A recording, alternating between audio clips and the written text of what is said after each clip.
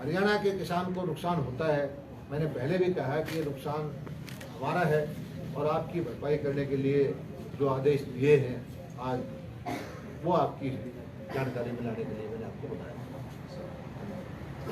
बागवानी जो स्कीम कल जिसका अनाउंसमेंट हुआ है उसमें कितना सरकार प्रीमियम लेगी और फसलों पे किस तरह मुआवजा? 2.5%, 40,000 रुपये का बाग का बीमा है 1 एकड़ का, तो 1,000 रुपये हम साल का उससे लेंगे, बाकी पैसा सरकार का।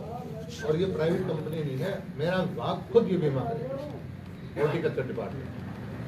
और जो किसान पोर्टल पे मेरी फसल मेरा ब्यौरा पे अपनी फसल चढ़ा देगा और उसी पे कह देगा मेरा बीमा, उसी पे पैसे डाल दो, बीमा कर देगा। तो अब जो वो बताएगा कि मेरी फसल खराब होगी, हम 3 दिन के अंदर अंदर उसका जांच कराएंगे और थर्ड पार्टी से उसको तसल्ली कराएंगे कि भाई ये ठीक है। वहाँ भी जांच करेगा, थर्ड पार्टी उसको चेक कर देगी और बीमा उसके दाम। अगले वर्ष हम समझते हैं कि 2,500-3 हज़ार नए किसान जो है जुड़ेंगे, उससे 7-8 हज़ार बच्चों को रोजगार मिलेगा। पशुपालन की जो हमारे प्रधानमंत्री जी की योजना है केंद्र की, तरह तरह की योजनाएं अब आई है। इसमें जो है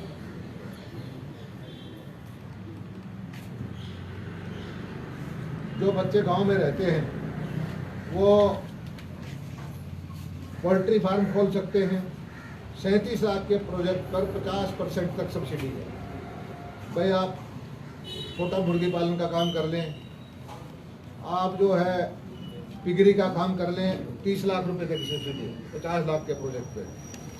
मॉडल साइलेज, पशुओं का चारा बनाते हैं, हरा चारे को काट बना के इस तरह से जैसे सब्जी में हम अचार खाते हैं तो उसको बड़ा खुश होकर पशु खाते हैं, उसके प्रोजेक्ट हैं, उसमें भी सब्सिडी है। और ऑर्डर के ब्लॉक बनाने के 85 लाख का प्रोजेक्ट है, उसमें भी सब्सिडी है।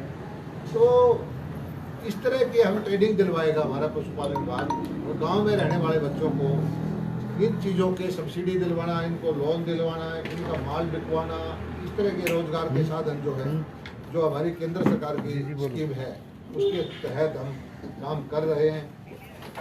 बाकी कृषि विभाग के सब आपको जानकारी है कि इस वक्त हम लगभग 200 करोड़ रुपए का लोन लेकर के, जो हमारी हरियाणा की ज़मीन है 10 लाख एकड़ जल भराव की स्कीम, उसके अंदर नीचे पाइप दबा के छेद वाले उस पानी को निकाल करके उसको खेती के लायक हम बनाना चाहते हैं।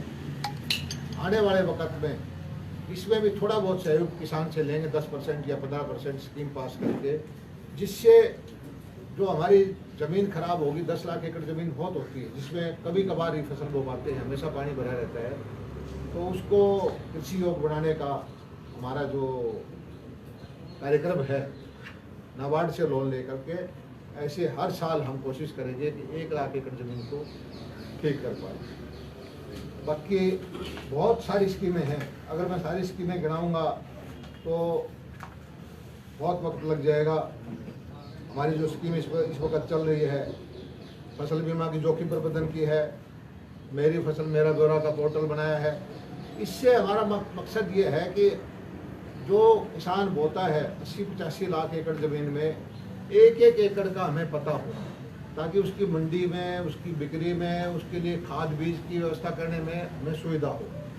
फसल विविधीकरण की हमारी योजना ये है कि हम जो है परंपरागत गेहूं और धान के चक्कर से निकल करके बागवानी करें, मशरूम की तरफ जाएं, मुर्गी पालन करें, पशुपालन करें, या जो ज़्यादा लाभ देने वाली फसल है उसकी तरफ ध्यान दें।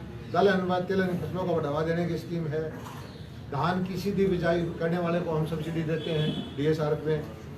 किसान सम्मान निधि अब देते हैं 6,000 रुपये, सारे देश में प्रधानमंत्री जी देते हैं। प्रमोशन ऑफ एग्रीकल्चर मैकेनाइजेशन, हम 200-250 करोड़ रुपए का जो किसानों को मैकेनाइजेशन करने के लिए औजार है 50% उसमें सब्सिडी देते हैं।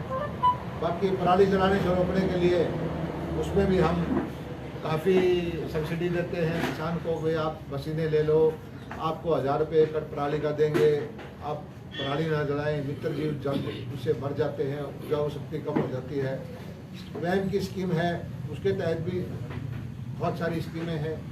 सॉइल हेल्थ कार्ड की स्कीम, जिससे स्कूल के बच्चों को जोड़ा है कि वो अपने खेत से जैसे कहीं सैंपल ले आए, स्कूल की लेबोरेटरी में टेस्ट हो जाए, उनको ही पैसा दे देंगे बच्चों को, ताकि 30 रुपये 40 रुपये जो उसको मिल जाए। इसी तरह से जो स्प्रिंकलर की स्कीम है, 85% तक सब्सिडी है। हरियाणा के अंदर मिकाडा अलग विभाग बना करके पूरे हरियाणा के पोर्टल पर पंचायती ज़मीनों में तालाब बना के सिंचाई करें। हमारी जो सिंचाई की वजह से फसल कम होती है उसको दें। सूक्ष्म फुहारा, माइक्रो छोटा फुहारा है, और आत्मा स्कीम है, राष्ट्रीय खाद्य सुरक्षा मिशन है। बायोगैस की गौशालाओं में हम स्कीम लेके आ रहे हैं। गौशाला भी हमारी यहाँ अगली बार आपको लेके चलूँगा मैं। गौशाला ने जो DAP है, जो विदेशों से आजकल 3400 रुपये का कट्टा हो गया, जो 1200 रुपये हम किसान में देते हैं, पहले 2400 का था, वो 3400 हो गया। उसका सब्स्टिट्यूट जो गोबर और जो सुपर जो कुछ उसमें केमिकल मिला के उससे DAP बनाने की स्कीम है, वो हम चालू करने जा रहे हैं। और जो 1-2 जगह बायोगैस के ऐसे प्लांट बन गए हैं जो 20-20 हज़ार गायों के गोबर से बायोगैस दे दें और बची हुई खाद बना दें। उससे क्या है कि कोई भी जो हमारे एक समस्या है, बेसहारा पशु सड़कों में घूमते हैं, उसको रोकने का काम करेंगे। क्योंकि उससे लाभ होना शुरू हो जाए तो कोई उसको नहीं होगा। फसलें हम सबसे ज़्यादा खरीदते हैं, भाव हम सीधा देते हैं, और किसान के लिए हमारे मुख्यमंत्री जी, हरियाणा सरकार हमेशा चिंतित रहती है। हरियाणा के किसान को नुकसान होता है, मैंने पहले भी कहा कि ये नुकसान हमारा है, और आपकी भरपाई करने के लिए जो आदेश दिए हैं आज, वो आपकी जानकारी में लाने के लिए मैंने आपको बताया। जो बागवानी जो स्कीम कल जिसका अनाउंसमेंट हुआ है, उसमें कितना सरकार प्रीमियम लेगी और फसलों पे किस तरह मुआवजा? 2.5%, 40,000 रुपये का बाग का बीमा है 1 एकड़ का, तो 1,000 रुपये हम साल का उससे लेंगे, बाकी पैसा सरकार का। और ये प्राइवेट कंपनी नहीं है, मेरा विभाग खुद ये बीमा करेगा, हॉर्टिकल्चर डिपार्टमेंट। और जो किसान पोर्टल पे मेरी फसल मेरा ब्यौरा पे अपनी फसल चढ़ा देगा और उसी पे कह देगा मेरा बीमा, उसी पे पैसे डाल दो, बीमा कर देगा। तो अब जो वो बताएगा कि मेरी फसल खराब होगी, हम 3 दिन के अंदर अंदर उसका जांच कराएंगे और थर्ड पार्टी से उसको तसल्ली कराएंगे कि भाई ये ठीक है। वहाँ भी जांच करेगा, थर्ड पार्टी उसको चेक कर देगी और भी मुश्किल है। एक हरित स्टोर की बात आपने की, वो शहरों में उसके लिए ज़मीन अलग चाहिएगी, ज़्यादा चाहिएगी, और गांव में। अब दूसरा सवाल ये है, उसमें फर्नीचर और जो इक्विपमेंट्स की जरूरत हो, जैसे फ्रिज या और किसी चीज़ की जरूरत होती है, या फिर काम करने वाले लोग हैं, उसका खर्चा भी सरकार वहन करेगी। हरित स्टोर का गांव में हमने 150 स्क्वायर फीट की मिनिमम की कंडीशन लगाई है कि भाई 150 स्क्वायर फीट का एरिया हो और ऐसी गली में हो जिसमें कोई जांच के। उसके ऊपर एक बोर्ड लगेगा, उसमें रैक लगेंगे, एक वो POS की मशीन लगेगी, और फ्रिज रखा जाएगा। और जो स्टोर खोलेगा उसका सारा इन चीज़ों का खर्चा मिला के लगभग 3 लाख रुपए है। उसके बाद 3 लाख रुपए है तो ठीक है, नहीं तो उसको हम उससे पैसा दिलवाएंगे मुद्रा योजना से। अभी भी दिलवा दिया, 100 में से 60-70 आदमियों को दिलवा दिया मुद्रा योजना से। फिर ये है कि अगर वो ज़्यादा गरीब है, परिवार पहचान पत्र में साबित हो जाता गरीब है, तो उसका 1 साल का ब्याज भी हम दे देंगे। तो ऐसा है कि जो बेचारे कमज़ोर आदमी है, जिसके पास पूंजी नहीं है, जगह है सिर्फ, उसको भी ऐसा है कि 10,000, 15,000, 20,000, 25,000, 10% उसको मिलेगा। और प्रोडक्ट वो होंगे सारे टॉप क्लास। हमारी ताकत क्या होगी कि हम 5,000 स्टोर का माल इकट्ठा खरीदेंगे, तो नेगोशिएशन की पावर बढ़ जाती है। क्वालिटी अच्छी होगी, इसमें मीटा के स्टोर होंगे, इसमें एफिड के स्टोर मटेरियल होंगे, इसमें धीरे धीरे करके प्रोडक्ट बढ़ाते जाएंगे। खाने पीने की आइटम होंगी, दाल होगी, आटा होगा, जो भी गुड़ होगा, या जो काम आम कंजम्पशन ग्रोसरी स्टोर में जो होता है वो चीज़ें होंगी। और इससे एक तो रोज़गार उपलब्ध हो जाएगा, एक जो प्रोडक्ट है सस्ते रेट पे क्वालिटी प्रोडक्ट गांव के अंदर उपलब्ध हो जाएगा। सर गिरदावरी पूछे बागवानी का और सब्जी और फलों का 21 आपने बताया जी, 21 का उसमें बागवानी की भी आ गई और सब्जियाँ सब सब्जियाँ जो कुछ मोटा मोटी इसमें आ गया है। इसका मसाले भी हैं। फसल बीमा योजना का मैंने देखा, या हमारा जो रेवेन्यू की तरफ से दिया जाता है, जो फसल बीमा योजना नहीं जाते हैं, उसमें 25%, 50%, 75%। ये योजना 100% हरियाणा सरकार विभाग की है। जितना उसमें खराबा होता है उसके अनुपात में उसको मुआवजा दिया जाता है। हाँ, इस पे क्या इसमें भी ऐसी श्रेणी बना दी है कि 25% से ज़्यादा होगा तो इतना मिलेगा, कैटेगरी बना दी। 25 से 50 होगा इतना मिलेगा, और 50 से 75 होगा तो 100% मिलेगा कैटेगरी का। 75 से ऊपर 100। ऐसे कैटेगराइज कर दिया है, वो अपने अपलोड कर दिया पोर्टल पे। ठीक है। फिर उसकी राशि भी तय की गई है सर उसमें। तो जैसे 40,000 का राशि है। 40,000 में अगर आपने 50% खराबा हो गया तो 40,000 का 50% मिल जाएगा, 20,000। जो उसकी रेशो पोर्टल पे नोट कर दिया। 2.5% जो है वो टोटल प्रीमियम 2.5% सबका रख दिया। सबका 2.5%। और ये बागवानी विभाग अपने पास हम खुद करेंगे, और पैसे भी बागवानी देगा। गवर्नमेंट देगी। तो है ना? बागवानी तो हाँ, एक गवर्नमेंट बागवानी देगी। आपका ही है। हाँ, पैसा सरकार देगी। और पूरे देश में ये योजना किसी भी प्रदेश में नहीं है, एक्सेप्ट एक एप्पल के लिए हिमाचल लेकर। ठीक, एक तो ये पॉइंट होगा। दूसरा पॉइंट है अपने भावांतर भरपाई योजना भी करते हैं, जो वो चली रेट रही है। है। वो देखिए, ये तो है जोखिम की, हाँ, ये जोखिम क्या है? फसल पैदा करने की, वो है मंडी की, हाँ, भावांतर भरपाई वो भी जारी रहेगी। लेकिन उसमें तो कुछ इस बार कुछ चेंज किया था ना, वो तो उसमें भाव बढ़ा देते हैं कई बार। उसमें क्या है कि हर बार क्या है, जैसे कि 6 रुपये से ऊपर टमाटर नीचे जाएगा तो हम कवर करेंगे। इसमें कोई भावांतर परिवर्तन किया गया? भरपाई में हम जो है सिर्फ मंडी के भाव को इंश्योर करते हैं कि किसान को आलू ये भाव बिके, गाजर ये भाव बिके, टमाटर ये भाव बिके। उससे कम बिकता है तो बीज का पैसा हमको, वो भावांतर। ये तो है, क्लस्टर वाइज हो गया, ये वाइज क्या किया? ये तो प्रोडक्शन पे है। बीमा योजना है उत्पादन, नहीं, वो ठीक हो गया। और भावांतर भरपाई है भाव।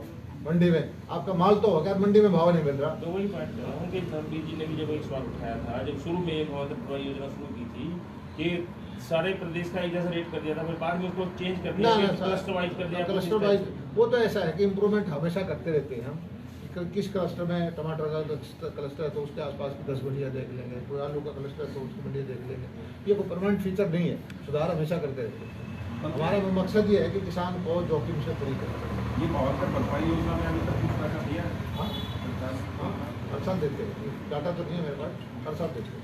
सर कितना नुकसान हुआ है बारिश से, अगर कोई सरकार देखिए, बारिश का नुकसान तो मैं अभी नहीं कह सकता, लेकिन ये सही है कि इस वक्त कपास खिली हुई थी, उसमें नुकसान है। मूंग पका हुआ था, उसमें नुकसान है। ग्वार बाजरे तैयार थे, उसमें धान को छोड़ के मोटा मोटी, धान में भी कहीं कहीं हो सकता है, धान को छोड़ के सारी फसलों में नुकसान हुआ, धान और गन्ने को छोड़ के। आपने तो ये कब बताया से शुरू हो था जाएगी सर गिरदावरी अंदाजन? बीमा बगाड़ी तो तुरंत ऑर्डर हो गए, हफ्ते 10 दिन की प्रक्रिया है। जहाँ की गिरदावरी करने का भी प्रक्रिया है कि पहले पटवारी करता है, फिर उसको गिरदावर उसको चेक करता है, कुछ परसेंटेज तहसीलदार करता है, कुछ परसेंटेज SDM करता है, वो प्रक्रिया है। मंत्री जी, अभी आपने बताया था जिस फसल मतलब बीमा हो रखा है उसका मुआवजा और बिना बीमे वाले का वो क्या ऐसा है कि बीमा हो रखा है उसको तो बीमे से दिलवाएंगे, बीमे वाले को ज़्यादा पैसा मिलता है। और जो हमारा रेट है 12,000 रुपये प्रति एकड़, 100%। हमारा जो सरकार के खजाने से जो देंगे, ये हमने ऑर्डर किए हैं कि जिसने बीमा भी नहीं करा रखा और उसकी फसल खराब होगी तो उसकी हम स्पेशल गिरदावरी करेंगे। वो 12,000 100% पे का? हाँ, अब उस जो उसका रेशो आएगी ठीक।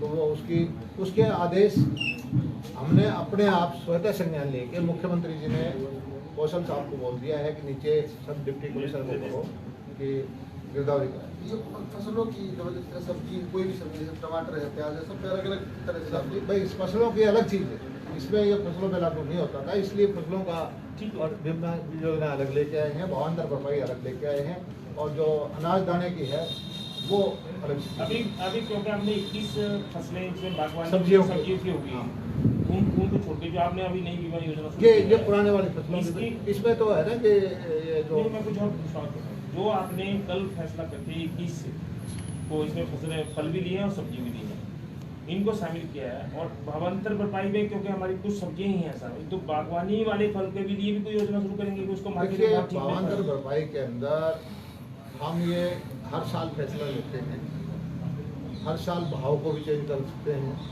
ये कोई परमानेंट फिक्स नहीं है।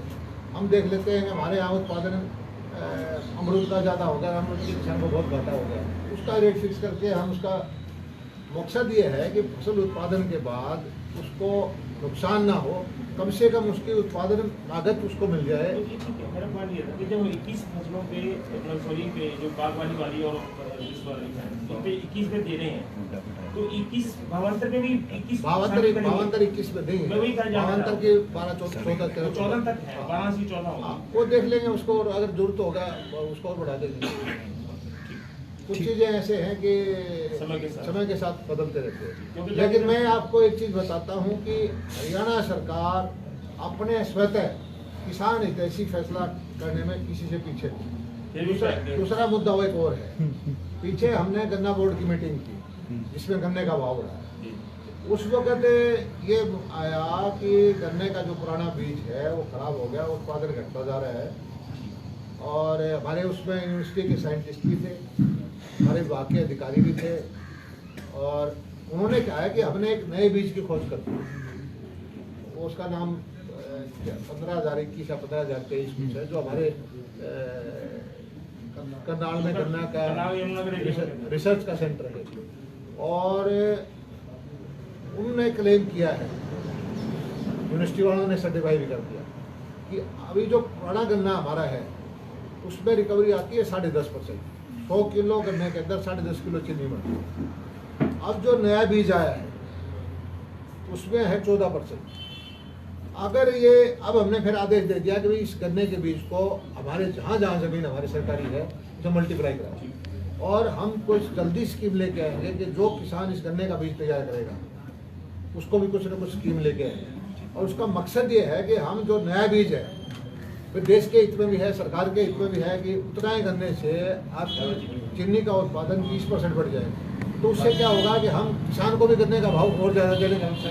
आज हमारे कोऑपरेटिव शुगर मिल हो चाहे सरकारी मिल प्राइवेट हो, सभी घाटे में सब्सिडी देते हैं। तो 20% अगर ऐसा बढ़ जाएगा, हम एक इसी योजना लेके आ रहे हैं कि जल्दी से जल्दी सारा गन्ना उस नए बीज में वैरायटी में कन्वर्ट हो जाए। हालांकि बीज तैयार करना की एक प्रक्रिया, 1 साल में गन्ने का बीज तैयार होता है, लेकिन हम किसानों को से भी वो बीज तैयार करवाएंगे, हमारी सरकारी भूमि में है वो भी बीज तैयार करवाएंगे। और अगले आने वाले 2-3 साल के अंदर हम कोशिश करेंगे कि ज़्यादा से ज़्यादा वो वाला हो जाए, तो उससे हमारे सारे शुगर मिल फायदे में आ जाएंगे। किसान का अगर आप देखो 30% रिकवरी ज़्यादा है, 15% सरकार का घाटा कवर हो जाएगा, 15% भाव बढ़ जाते हैं, 15% भाव आज 362 पे और बढ़ जाएगा। तो हरियाणा किसान के लिए एक कदम आगे चलती है। देश में किसानों के बारे में इतना ज़्यादा चिंता करने वाली किसी और प्रदेश सरकार नहीं है, हम सबसे आगे सोच रहे हैं। अच्छा, एथेनॉल को भी लेकर के कोई नीति बनाई हुई आप लोगों ने, जैसे चीनी एथेनॉल का हमने लाइसेंस दिए हैं। हमारा सरकारी जो कोऑपरेटिव शुगर मिल है उसमें भी एथेनॉल के प्लांट 1-2 तो चल रहे हैं, शुरू हो गए, और हमारी कोशिश है कि सारे शुगर मिल जल्दी से जल्दी एथेनॉल के प्लांट